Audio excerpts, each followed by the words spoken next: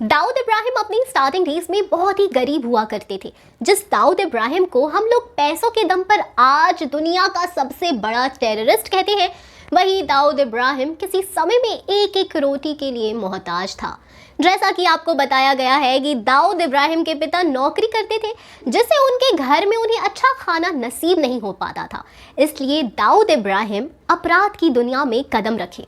अपराध, बॉलीवुड, राजनीति, हिंदुस्तान, पाकिस्तान की नफरत, किसी काम का मकसद और जिंदगी का मकसद, ऐसी सारी चीजों को बदल दिया, नई परिभाषा दे दी। डोंगरी टू दुबई में हुसैन जैदी ने तफसील से इसका जिक्र किया। दाऊद इब्राहिम का दाऊद हाजी मस्तान के लिए काम करता था, पर वो काम करने नहीं आया था।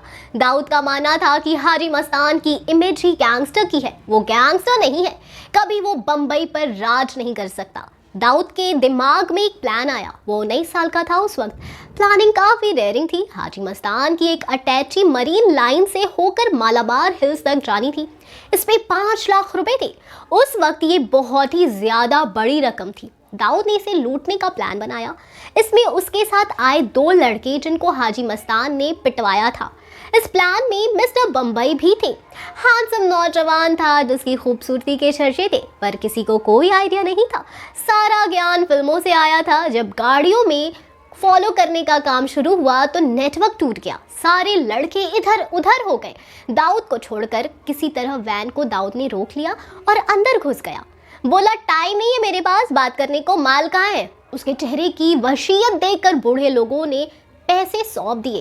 इसके पहले दाऊद के साथ के 2 लड़के वैन में घुसते डर रहे थे, पर दाऊद ने सबको कह दिया था कि हलक से आवाज़ निकली तो ये आखिरी आवाज़ होगी, क्योंकि मैं गला काट दूंगा। माल लूट लिया गया, पर यह माल हाजी मस्तान का नहीं था। ये मेट्रोपॉलिटन बैंक का था।